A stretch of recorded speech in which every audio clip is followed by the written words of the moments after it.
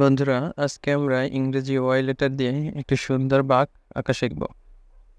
প্রথমে আমরা এভাবে একটি বড় করে ওয়াই আঁকব। এবারে উপরে ওয়াই এর দুই পাশ থেকে দুইটি রেখা নিচের দিকে দেব। উপর থেকে দুই পাশে দুইটি রেখা এভাবে মিলিয়ে নিব। আমাদের আঁকা হয়ে গেল বাঁকটির মাথার দুই পাশে আমরা এইভাবে দুটি কান আঁকবো। কানের নিচে এভাবে একটি গোল দিয়ে গোলের মধ্যে কালো রং করে আমরা বাঁকটির দুটি চোখ আঁকবো। চোখের নিচে এভাবে আমরা একটি বৃত্ত দিব, আর বৃত্তের মাঝ থেকে দুইটি রেখা দুই দিকে দিয়ে আমরা উপরে মিলিয়ে নিব। হয়ে গেল আমাদের বাঘের মুখটা আঁকা। এখন মুখের দুই পাশে এভাবে বাঁকা বাঁকা রেখা দিয়ে আমরা বাঘের ডোরাকাটা দাগ আঁকবো। এবারে ওয়ের নিচে এভাবে দুই পাশে দুইটি গোল দাগ দিব। এরপর উপর থেকে সে রেখা দুইটি মিলিয়ে সামনের পা এঁকে নেব। উপর থেকে এভাবে রেখা ঘুরিয়ে নিচে পায়ের সাথে মিলিয়ে আমরা বাঘের দুইটি পিছনের পা এঁকে নেব।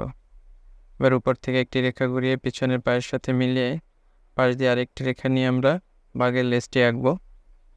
এখন আমরা বাঘের পায়ে এবং গায়ে এভাবে বাঁকা বাঁকা রেখা দিয়ে ডোরাকাটা দাগ দিব। বাঘের সামনের পায়ে এভাবে নখ এঁকে, পিছনের পায়ে নখ এঁকে নেব। এবার সামনের পায়ে এভাবে আমরা ডোরাকাটা দাগ আঁকবো। লেজে আমরা আড়াআড়ি দাগ দিয়ে ডোরাকাটা দাগ বা বাঘের শরীরের নকশা আঁকবো। পরে কানে কালো রং দিব।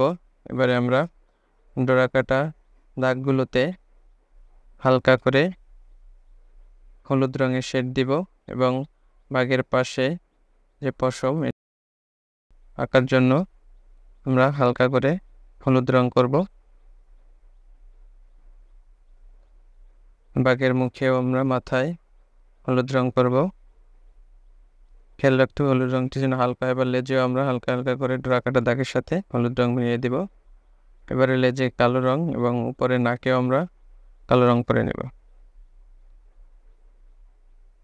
এখন আমরা